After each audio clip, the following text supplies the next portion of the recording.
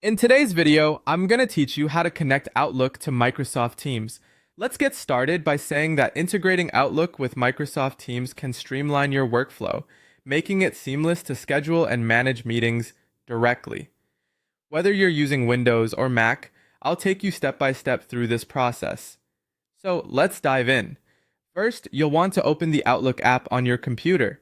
Now, as we all know, Outlook serves as a hub for managing emails and calendar events, and this connection with Teams can really unify your scheduling efforts. Once your Outlook app is up and running, head over to the Calendar section. You'll find this option on the left-hand navigation pane, making it easy to locate. With your calendar open, you'll need to initiate a new meeting.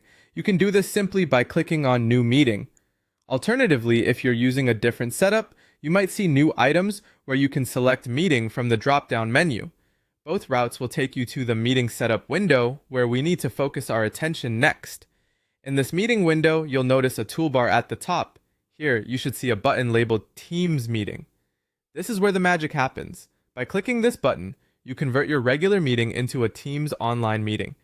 This addition instantly integrates the Teams platform, allowing you to benefit from its robust online meeting features. Now that you've converted your meeting, let's move on to filling in the important details. First, enter the title of your meeting. It's crucial to be specific here, as a clear and concise title helps attendees understand the purpose right away. Next, in the To field, you'll add the email addresses of all the intended attendees. After that, set the date and time of your meeting. Choosing a time when all key participants are available can help ensure a productive session. Don't forget to utilize the description box effectively. Here, you can include an agenda or any pertinent notes for your meeting. This step is often overlooked but is essential for conveying the meeting structure and expected outcomes to all attendees. Once everything looks good, click on Send. By doing so, an invite will promptly be sent out to all the specified attendees with a Microsoft Teams meeting link included automatically.